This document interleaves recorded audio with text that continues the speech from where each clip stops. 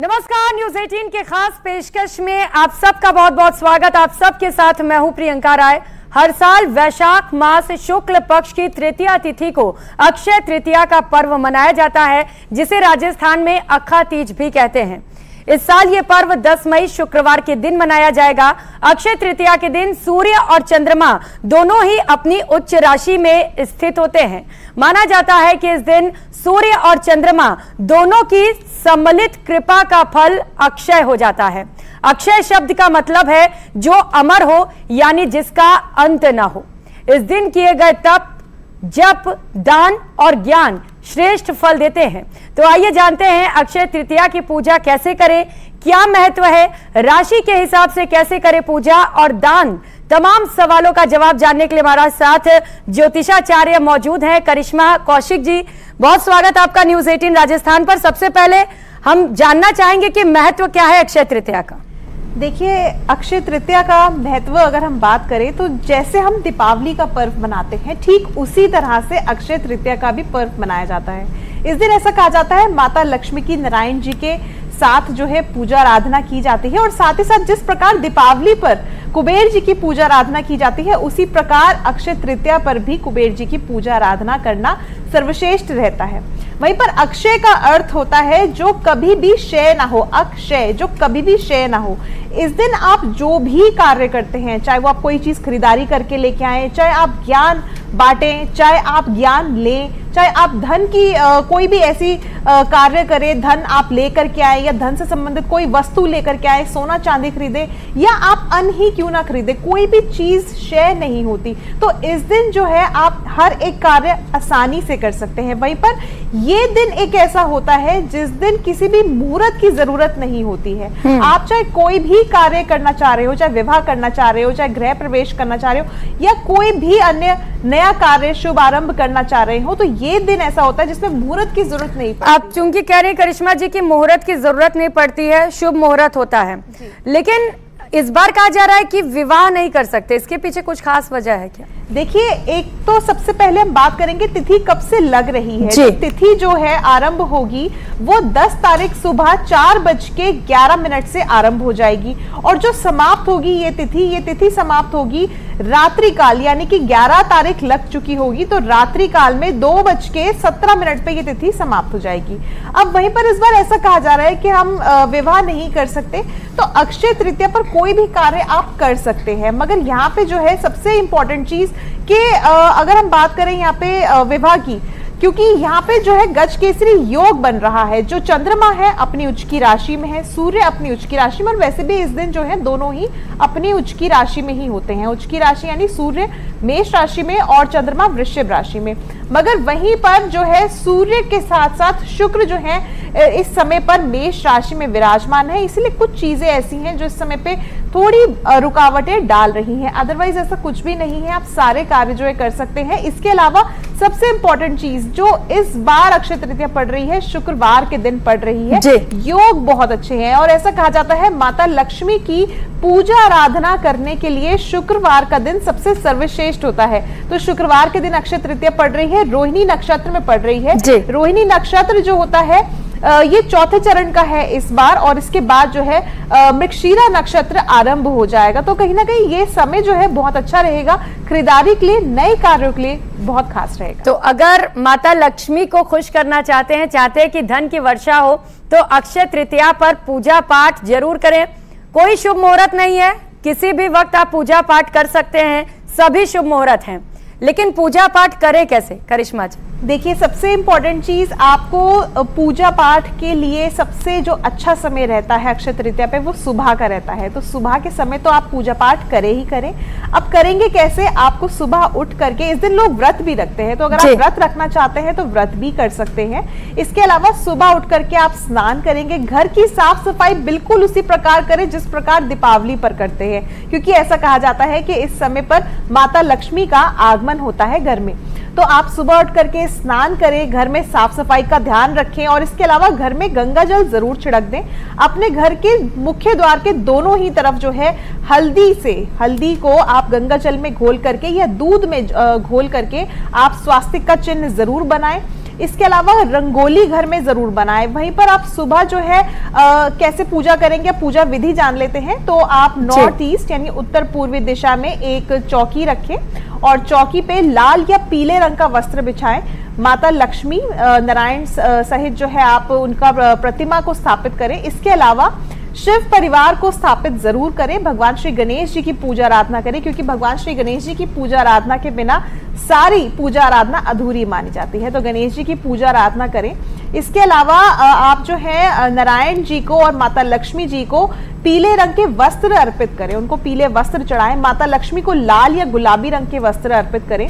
माता लक्ष्मी को कमल के फूल जरूर अर्पित करें। अगर इस समय पे कमल का फूल उपलब्ध नहीं है किसी भी कारणवश, तो आप कमल गट्टे की माला या 7 कमल गट्टे जो है वो अर्पित कर सकते हैं।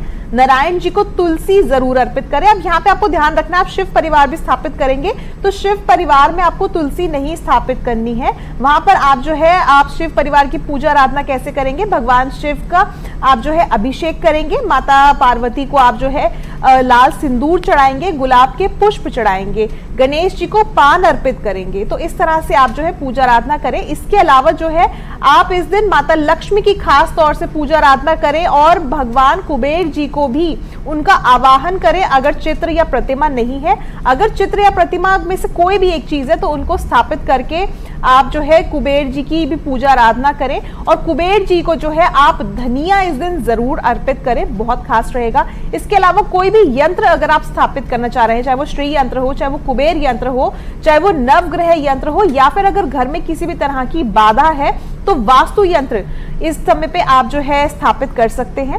इसके अलावा इस दिन जो है आप एक छोटा सा कार्य जरूर करें। आपको करना क्या है, खीर जरूर बनाएं। अब खीर जो है नारायण जी को भी बहुत पसंद है, लक्ष्मी जी को भी बहुत पसंद है और भगवान शिव को भी अति प्रिय है, गणेश जी को भी अति प्रिय है। तो खीर का प्रसाद जो है जरूर भोग में अर्पित करें और कनक धारा स्त्रोत का पाठ करें। इस दिन जो है अगर आप सत्यनारायण की कथा का पाठ करते हैं वो भी बहुत खास रहेगा। वहीं पर इस दिन जो है आप कनक धारा स्त्रोत का पाठ कर सकते हैं या माता लक्ष्मी के मंत्रों का जाप कर सकते हैं। ओम नमो नारायण मंत्र का जाप कर सकते हैं या फिर आप जो है भगवान विष्णु जी की पूजा आराधना कर सकते हैं, उनके चालीसे का जाप कर सकते हैं।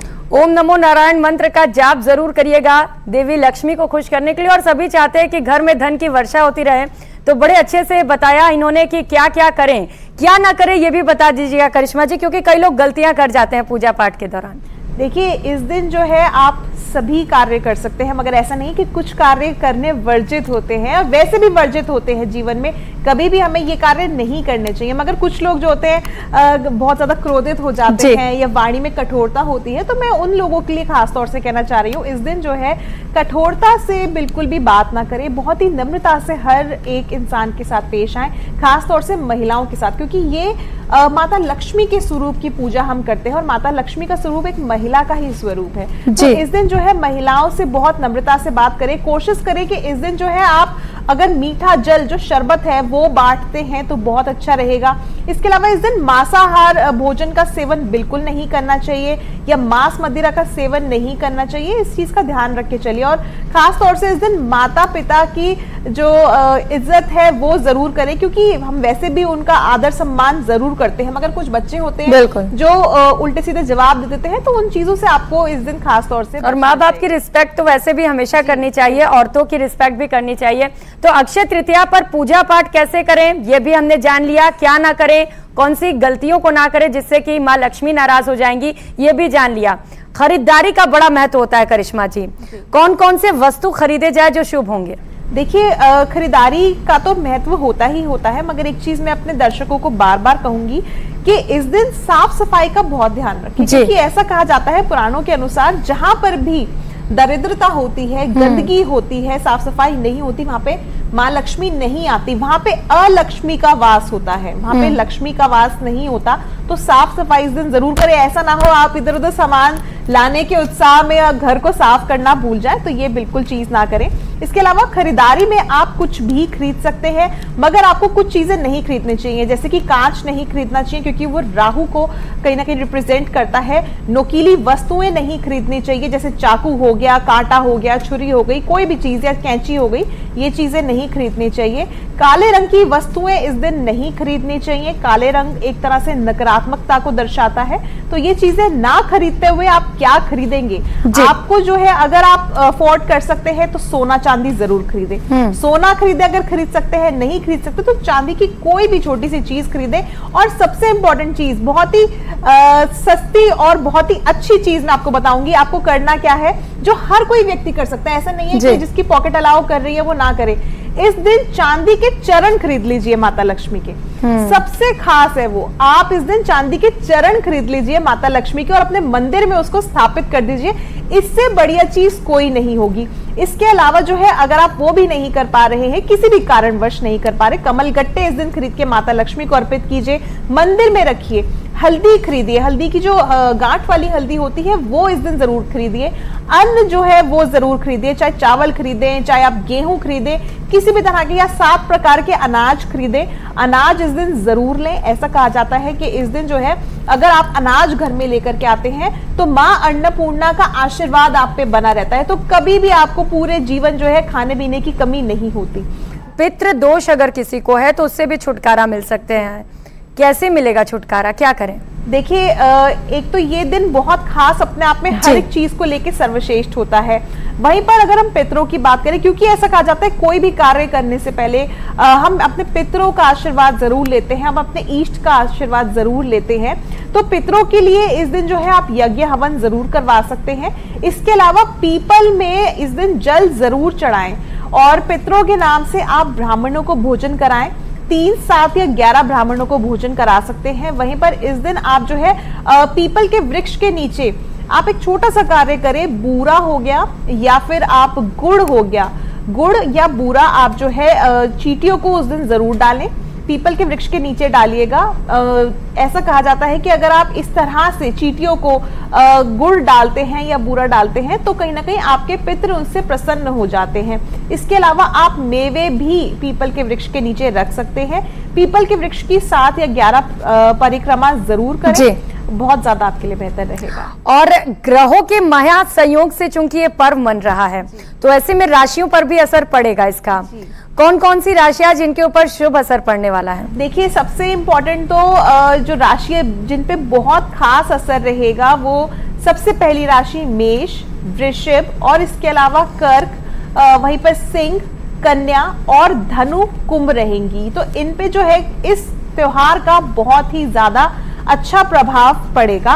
और यहाँ पे अगर हम बात करें, क्योंकि सूर्य चंद्रमा अपनी ही उच्च राशि में है, मैंने क्योंकि कार्यक्रम की शुरुआत में कहा था सूर्य के जो है वो शुक्र के साथ मेष राशि में है, तो कहीं ना कहीं इस समय पर जो है आप लोगों को थोड़ा सा क्रोधित आप लोग हो सकते हैं जरूर, या अपने, अगर आप विवाहित हैं तो अपनी जीवन संगिनी के साथ आप जो है क्रोधित होकर के वार्तालाप कर सकते हैं, तो उस चीज से आप थोड़ा सा बचिएगा।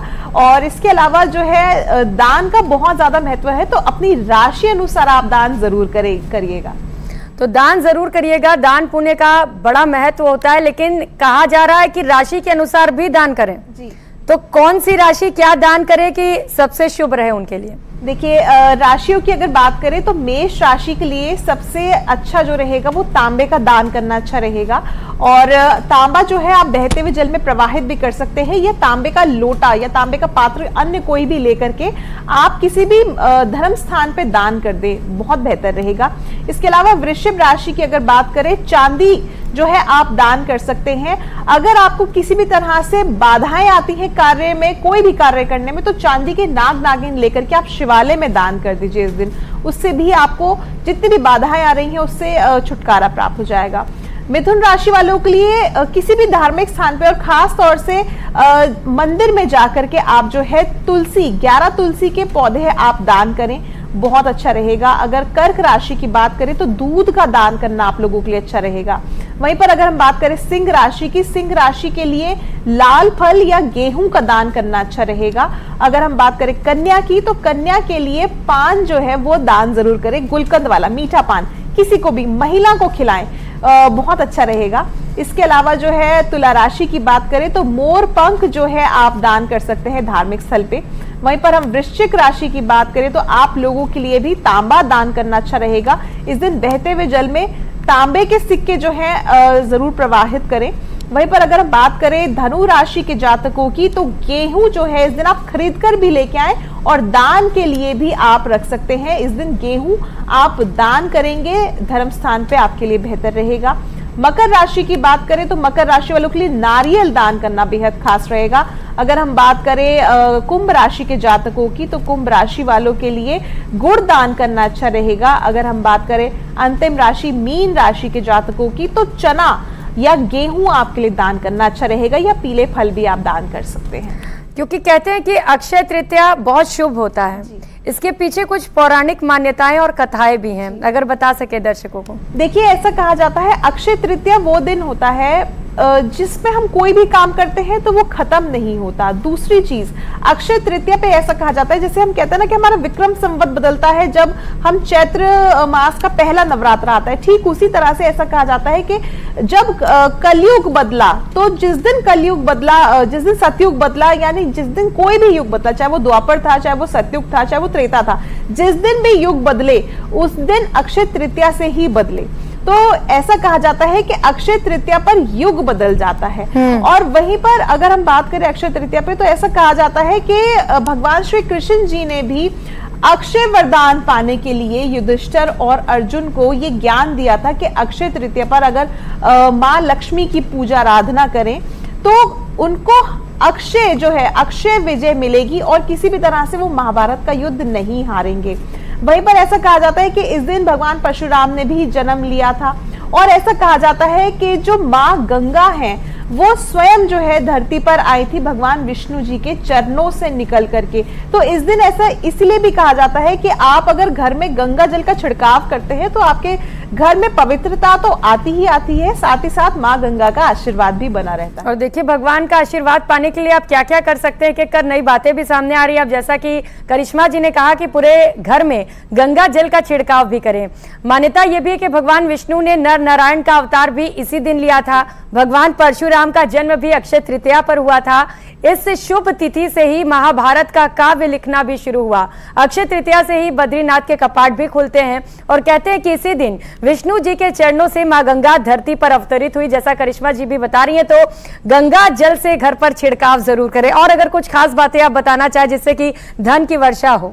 देखिए, इस दिन एक आप धन की पोटली जरूर बनाएं। इस दिन आपको करना क्या है, एक 1.25 मीटर का पीले रंग का वस्त्र लें, उसमें आप एक स्वास्तिक का चिन्ह बनाएं। स्वास्तिक का चिन्ह हल्दी या फिर केसर से बनाएंगे, अनामिका उंगली से, और इसमें आप 7 कमलगट्टे और थोड़े से अक्षत के दाने यानी कि चावल के दाने, टूटे हुए ना हो, इस चीज का ध्यान रख के चलिएगा। वहीं पर 7 हल्दी की गांठें और कुछ सिक्के, अगर आप नोट रख सके अपनी श्रद्धा के अनुसार, जितने भी आप रुपए रखना चाहें तो वो आप रख सकते हैं। और साथ साथ गुलाब की कुछ पंखुड़ियां इसमें रख करके आप माता लक्ष्मी जी की पूजा आराधना करें। और साथ साथ जो है मंत्र का जाप होगा, ओम महालक्ष्मी नमः, इस मंत्र का आप जप कर सकते हैं। इसके अलावा ओम विष्णु प्रियाय नमः, इस मंत्र का भी आप जप कर सकते हैं, या फिर कनकधारा स्त्रोत का पाठ कर सकते हैं। और इसको पूजा आराधना करने के बाद अपने धन के स्थान पे स्थापित कर दें। और ठीक 1 वर्ष बाद जब अगली अक्षय तृतीया आएगी तो उसको बहते हुए जल में प्रवाहित करके दोबारा से ही ये पोटली को स्थापित करें। जिन लोगों की ये शिकायत है कि धन तो आ जाता है मगर रुकता नहीं है, इधर उधर खर्चे हो जाते हैं और धन का पता नहीं चलता कि कहाँ आया कहाँ गया, उन लोगों के लिए बहुत ही ज्यादा अच्छा ये उपाय रहेगा। और जिन लोगों को धन से संबंधित भी परेशानी है कि अगर धन नहीं आ रहा है तो आप लोगों के जीवन में भी धन को लेकर के बदलाव जरूर आएगा। इसके अलावा जैसे मैंने शुरुआत में ही बताया था कि दोनों ही तरफ अपने मुख्य द्वार पे स्वास्तिक का चिन्ह हल्दी से जरूर बनाएं। हल्दी में आप गंगा जल मिलाएंगे तो भी बहुत बेहतर रहेगा, दूध मिलाएंगे तो भी बहुत बेहतर रहेगा। हल्दी और दूध मिला करके अगर आप स्वास्तिक का चिन्ह बनाते हैं तो इससे आपका बृहस्पति और चंद्रमा भी मजबूत होगा। और ये बृहस्पति चंद्रमा के ही दोनों प्रतीक माने जाते हैं जो कि गज केसरी योग का भी निर्माण करते हैं। और इस बार गज केसरी योग है भी जब तिथि आरंभ होगी। तो आप दूध और हल्दी को मिला करके स्वास्थ्य का चिन्ह जरूर बनाएं। आपके घर में वास्तु दोष होगा तो उससे भी आपको छुटकारा मिलेगा। घर में कलह रहता है तो उससे भी छुटकारा मिलेगा, क्योंकि ऐसा कहा जाता है जहां पे कलह रहता है वहां पे भी मां लक्ष्मी का निवास नहीं होता है। तो घर में कलह अगर है तो जो उपाय करिश्मा जी ने बताए हैं उन्हें जरूर करिए। घर के कलह की बात तो हमने कर ली, ऑफिस में कुछ लोगों के कलह रहता है, परेशान रहते हैं या प्रमोशन को लेके अलग अलग उनकी दिक्कतें होती हैं, तो ऑफिस जाने वाले लोग जो हैं वो कैसे अपनी दिक्कतों को खत्म करें? देखिए, आप लोगों के लिए सबसे अधिक तो ये है कि आप इस दिन जो है हल्दी की गांठों की माला बना लें और उस पे जो है आप माता लक्ष्मी के मंत्रों का जप करें। ओम महालक्ष्मी नमः मंत्र का जप करें। अगर ये भी संभव नहीं है तो एक सिट्रीन क्रिस्टल आता है, येलो कलर का क्रिस्टल होता है, इसकी माला आप ले सकते हैं और इस पे भी मंत्रों का जाप कर सकते हैं। अगर वो भी संभव नहीं है तो इस दिन जो है आप एक कछुआ जो है वो जरूर लेकर के आए और उसको आप अपने घर के नॉर्थ डायरेक्शन में जरूर रखें। इससे भी आपका जो धन है वो बढ़ना शुरू हो जाएगा। अगर आपको ऑफिस में कोई भी दिक्कत परेशानी है तो आप एक तांबे का कछुआ जरूर लेकर के आए और उसका मुख अपनी तरफ करके आप अपनी टेबल पे जरूर रखें। तो जितने भी कलह हैं वो भी समाप्त होंगे, आपकी इंक्रीमेंट भी होगी। अगर प्रमोशन नहीं हो रहा तो प्रमोशन भी मिल जाएगा। क्या राशि के अनुसार भी उपाय करना होता है करिश्मा जी? देखिए, राशि के अनुसार अगर आप उपाय करना चाहते हैं तो आपकी सबसे पहली राशि की बात करेंगे मेष राशि के जातकों की। मेष राशि के जातकों के लिए बहुत खास रहेगा अगर आप लोग इस दिन गुड़ लेकर के आए और गौ माता को गुड़ खिलाएं, यानी कि इसी दिन खरीदेंगे और इसी दिन गौ माता को खिला देंगे, तो ये आपके लिए करना बेहद खास रहेगा। वहीं पर अगर हम बात करें वृषभ राशि की, तो वृषभ राशि के जातकों के लिए बेहतर रहेगा इस दिन माता को चांदी के आभूषण अर्पित कर दें या फिर माता को चमकीली लाल चूड़ियां अर्पित कर दें जी, माता लक्ष्मी को अर्पित करनी है। इसके अलावा हम बात करें मिथुन राशि के जातकों की, मिथुन राशि के जातकों के लिए अच्छा रहेगा आप तुलसी पत्र लें और इसकी माला बना लें। अगर संभव नहीं है तो साधारण सी तुलसी की माला भी मिल जाती है, वो आप लक्ष्मी नारायण जी को एक साथ पहनाएं तो बेहतर रहेगा। वहीं पर कर्क राशि की बात करें, कर्क राशि वालों के लिए केसर की खीर बना करके लक्ष्मी नारायण जी को अर्पित करना बेहद खास रहेगा। अगर हम बात करें सिंह राशि के जातकों की, तो सिंह राशि वालों के लिए पीले वस्त्र जो है वो लक्ष्मी नारायण जी को भेंट करना बेहद खास रहेगा। वहीं पर कन्या की बात करें तो कन्या राशि के जातकों के लिए अच्छा रहेगा कि आप लोग 11 या 21 पान जो है माता लक्ष्मी नारायण जी को भेंट जरूर करें और उसके बाद वो प्रसाद के रूप में आप अपने घर में बांट दें। ऐसा करने से आपके घर में जो कलह है वो भी समाप्त होंगे और वाणी में भी मिठास आएगी, बुद्ध भी आपका जो है मजबूत हो जाएगा। अगर बात करें तुला राशि के जातकों की, तो तुला राशि के लिए बहुत अच्छा रहेगा कोई भी आभूषण आप जो है अगर डायमंड हो या चमकीला आभूषण हो या चांदी का आभूषण हो, माता लक्ष्मी जी को अर्पित करें, नारायण जी को अर्पित करें और उसको खुद धारण कर ले। आपके जीवन में कभी भी धन धान्य की और खास तौर से आभूषणों की कमी नहीं रहेगी। वहीं पर हम बात करें वृश्चिक राशि के जातकों की, तो वृश्चिक राशि वालों के लिए बेहद खास रहेगा आप लोग तांबे का पात्र खरीदें और इसको जो है आप अन्न से भर दें और इसको अपने घर के उत्तर पूर्वी दिशा में रख दें। ऐसा करने से आपके घर में धन धान्य की कमी नहीं होगी। वहीं पर धनु राशि की बात करें तो इस दिन बेसन से बनी हुई मिष्ठान जो है आप लक्ष्मी नारायण जी को अर्पित करें और वो घर परिवार में बांटें। अगर हम बात करें मकर राशि के जातकों की, मकर राशि वालों के लिए बेहद खास रहेगा आप 11 श्रीफल जो होते हैं वो यानी कि नारियल जो होते हैं वो माता लक्ष्मी को अर्पित करें। और श्रीफल कैसे अर्पित करेंगे, उस पर आप स्वास्तिक का चिन्ह कुमकुम से बना करके माता लक्ष्मी जी को अर्पित करेंगे। अगर बात करें हम कुंभ राशि के जातकों की, तो आपके लिए अच्छा रहेगा सुपारी आप मोली से लपेट करके लक्ष्मी नारायण जी को अर्पित करें। अगर बात करें हम मीन राशि के जातकों की, तो मीन राशि के लिए खास रहेगा कि आप लोग एक तांबे का या फिर पीतल का लोटा लें, पीतल का लेंगे तो बहुत अच्छा रहेगा और इसको चावलों से भर दें और इसमें कुछ सिक्के रख के जहां पर भी आप अपना आटा या अपने चावल रखते हैं वहां पर इसको स्थापित कर दीजिए। या अगर दिशा की बात करें तो उत्तर पूर्वी या उत्तर या पूर्वी दिशा में आप स्थापित कर सकते हैं। जीवन में कभी भी आपके घर में माता अन्नपूर्णा की कमी नहीं होगी, उनका आशीर्वाद बना रहेगा। तो अक्षय तृतीया यानी कि अक्षा तीज पर क्या करे, क्या ना करे, कैसे करे पूजा पाठ, इन तमाम सवालों का जवाब करिश्मा जी ने बड़े अच्छे से दिया। उम्मीद है कि इन तमाम उपायों को अपनाकर आपके घर पे भी धन की वर्षा जरूर होगी। इस खास पेशकश में फिलहाल इतना ही, मुझे दीजिए इजाजत, नमस्कार।